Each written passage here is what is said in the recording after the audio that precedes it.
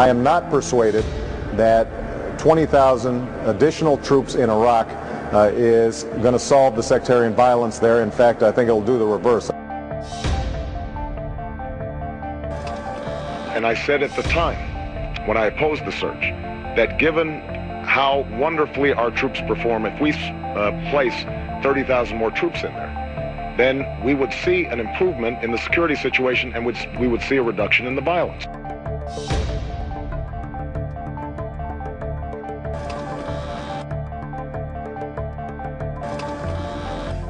Given the deteriorating situation, it is clear at this point that we cannot, through putting in more troops or maintaining the presence that we have, expect that somehow the situation is going to improve. My assessment is that the surge has not worked, and we will not see a different report 8 weeks from now. Finally, in 2006, 2007, we started to see that even after an election, George Bush continued to want to pursue a course that didn't withdraw troops from Iraq, but actually doubled down and initiated a surge.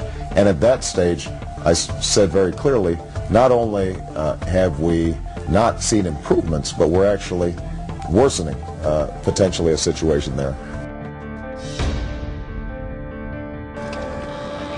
I think it is indisputable that we've seen violence reduced in Iraq. I also think that the surge has reduced violence and provided breathing room. The extraordinary work that our troops have done. They have performed brilliantly throughout the process, and obviously I'm very pleased to see the reductions in violence that have occurred over the last several months. There's no doubt that because of their heroism and their outstanding work, we have the opportunity to salvage the situation in Iraq.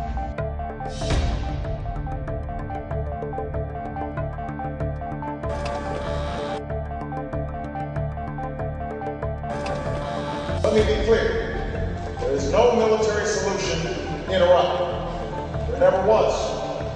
The best way to protect our security and to pressure Iraq's leaders to resolve their civil war is to immediately begin to remove our combat troops. Not in 6 months or 1 year, but now. In order to end this war responsibly, I will immediately begin to remove our troops from Iraq. We can responsibly remove 1 to 2 combat brigades each month. If we start with the number of brigades we have in Iraq today, we can remove all of them in 16 months. When I promise that we are going to bring this war in Iraq to a close in 2009, I want the American people to understand that I opposed this war in 2002, 2003, 4, 5, 6, and 7, so you can have confidence that I will be serious about ending this war. You've said you thought troops should be withdrawn.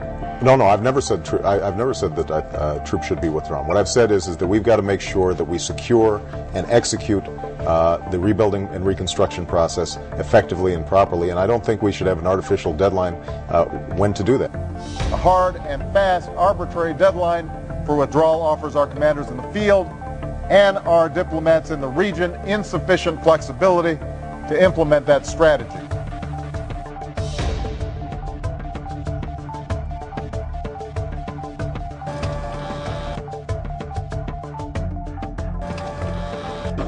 Just this week, when I was asked, would I have voted for the $87 billion, I said no.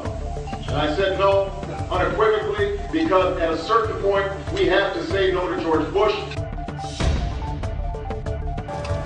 What's important is what I don't want is a situation in which we have 80 or 90,000 young American men and women who are over there in a situation where they do not have the resources sufficient to ensure their own protection. And what we have to do is make sure that we have enough troop strength. As long as we have troops there, we have to make sure that we have enough troop strength to make sure that we are safe and secure. We've got to make sure that they have all the resources necessary to come home safely and to execute the missions that have been laid out for them.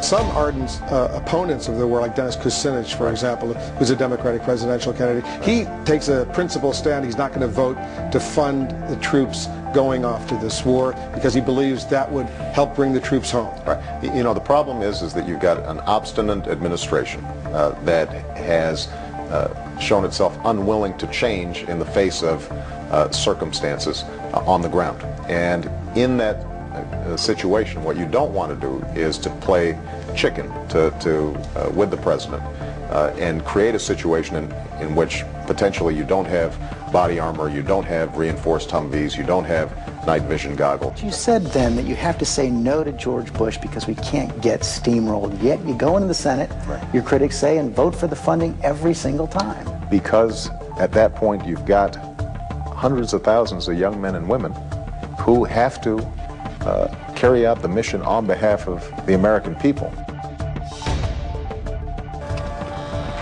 I introduced a plan in January that would have already started bringing our troops home by now, with the goal of bringing all combat brigades home by March 31st, 2008.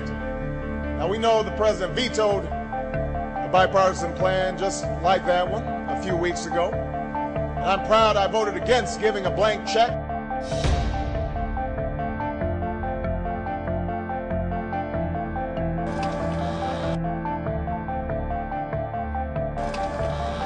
After this redeployment, we will leave enough troops in Iraq to guard our embassy and our diplomats, and a counterterrorism force to strike al-Qaeda.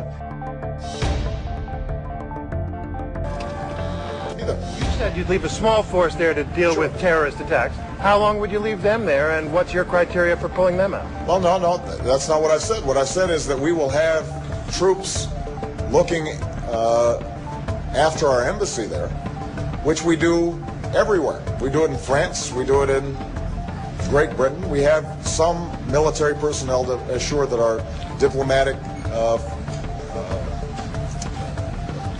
forces are taken care of.